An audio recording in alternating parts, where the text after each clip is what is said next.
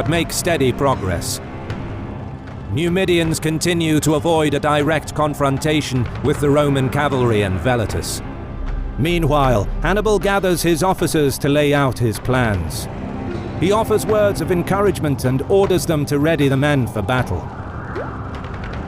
Well rested and well fed, Carthaginian troops take to the field. To the east, the skirmish continues. Numidians find themselves backed against the Trebia. They start crossing the river as they continue to pull back, pursued by the Romans. Arriving with the infantry and eager for battle, Longus orders the army to deploy on the western bank. The three columns begin crossing, chest deep in the freezing water. Meanwhile, Hannibal sends 8,000 infantry forward to support the Numidian retreat and to provide a screen for his own deployment. He then moves his main line about 1 kilometer towards the approaching Romans. Across the field, Longus's army takes several hours to deploy. After fording the cold Trebia, his men are hungry, soaked, and standing in the near-freezing temperature. The Roman consul places his Velitus in the front, forms his veteran infantry in the center, with Gallic and allied infantry on either side, and cavalry on the flanks.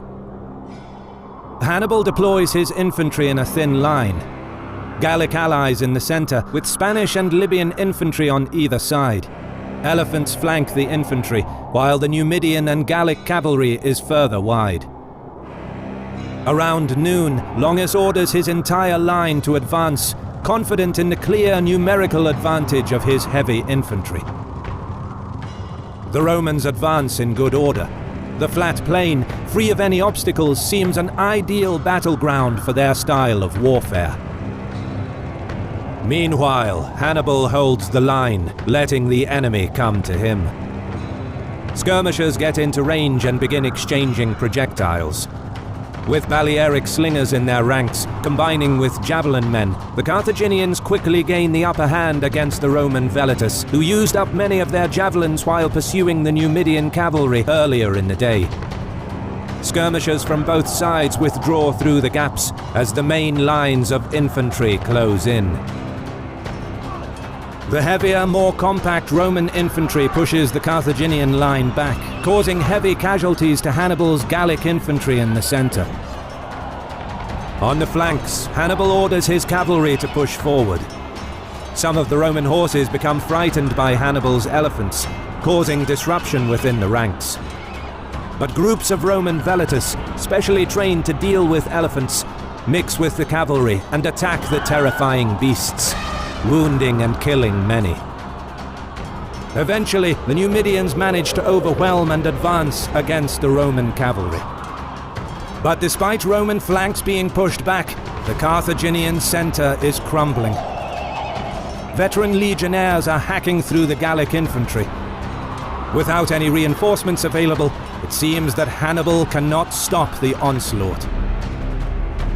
But what the Romans don't know is that while surveying the field on the eve of battle, Hannibal personally picked 2,000 elite troops and positioned them in a dry riverbed, hidden from view.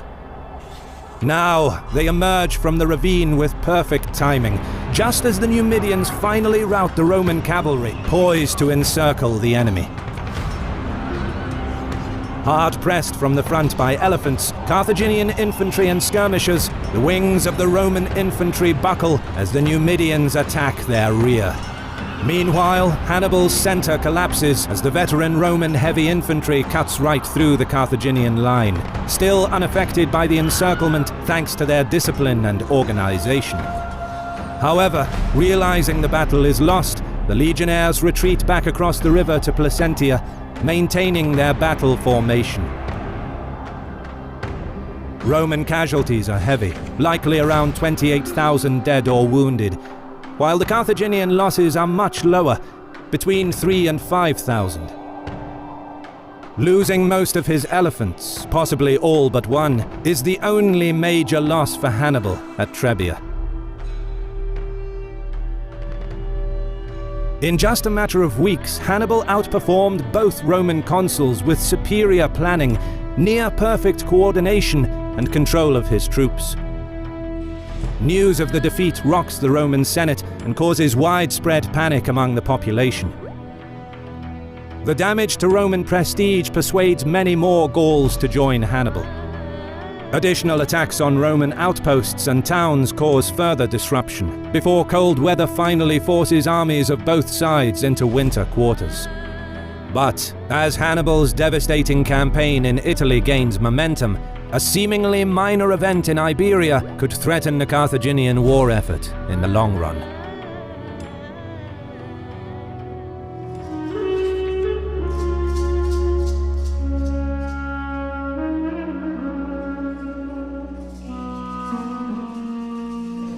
Early in 217 BC, the Roman Senate is still reeling from the defeat at Trebia.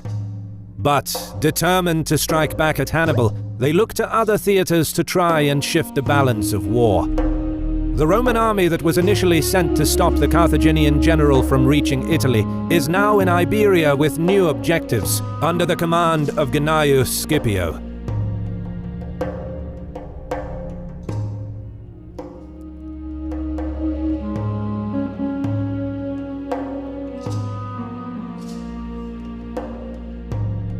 After first arriving in Iberia in early autumn of 218 BC, Gnaeus Cornelius Scipio Calvus defeated and captured Hanno, along with thousands of Carthaginian troops. He also seized the rich baggage train that Hannibal left behind when he marched into the Pyrenees Mountains, while on his way to Italy. But despite this victory, Gnaeus lost many of his ship crews during Hasdrubal Barca's raid into the Roman enclave, which crippled his fleet. Luckily for the Romans, Hasdrubal was outnumbered 2-1, and he retreated soon after this minor victory, as he could not mount a full-scale offensive. Both generals used the winter months to regroup and plan for the coming year. The Roman general's main objective is to prevent Iberian reinforcements from reaching Hannibal by land. His second objective is to put pressure on Carthaginian holdings in Iberia by any means. From his base at Tarraco, Gnaeus spends months consolidating his position. He reaches out to various tribes to establish friendly relations through diplomacy and trade, and looks to broker alliances by offering the tribes protection against the Carthaginians. It doesn't take too long to persuade many locals to join the Roman cause, because just as most Gauls in Italy hate the Romans, so too the tribes of northern Iberia despise the Carthaginians. And although many communities are still apprehensive about confronting Carthage, especially those on the border, tribes further north of the Ebro eagerly ally themselves to Rome. Gnaeus also strengthens ties with the Greek cities, especially Massilia, a very prosperous city that commits to sending her experienced fleet to help the Romans. And, as promised, Gnaeus detaches garrisons to defend his allies over the coming months. He also garrisons the Ebro River, anticipating an invasion by Hasdrubal Barca in the spring, and arranges the purchase of food and supplies from the locals. In addition, he distributes the plunder taken from Hannibal's baggage train to his army, which boosts his popularity with the troops. Across the Ebro, Hasdrubal Barca posts garrisons along the river to ward off Roman raids, and marches back to his winter quarters in New Carthage. Hasdrubal currently has 15,000 troops at his disposal. But the manpower reserves and the riches of Carthaginian Iberia give Hasdrubal enough muscle to quickly respond to the Roman threat. He spends the winter months resting his army, raising funds for new recruits and stockpiling provisions for the upcoming campaign. Ships are repaired and additional ships are brought in, along with new ship crews, recruited mainly from the Turdetani tribes in southern Iberia. By spring of 217 BC, Hasdrubal musters a large enough army to mount an offensive against Gnaeus.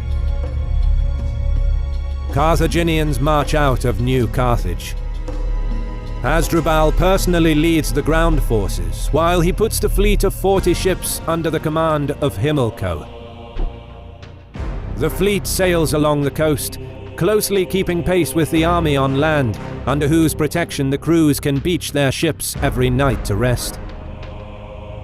While Hasdrubal initially had 15,000 troops after Hannibal departed from Iberia, it is unknown how many new troops he recruited for the campaign of 217 BC.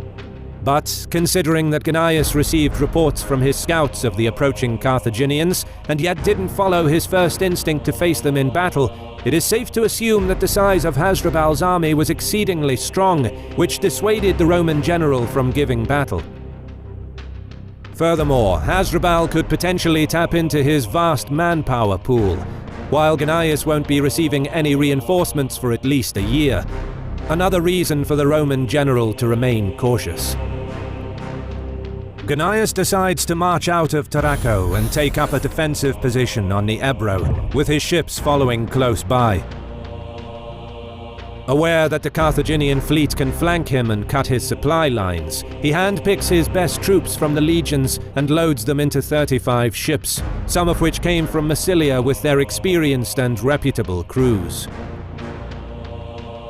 With his fleet guarding his flank, the Roman general reaches within 15 kilometers of the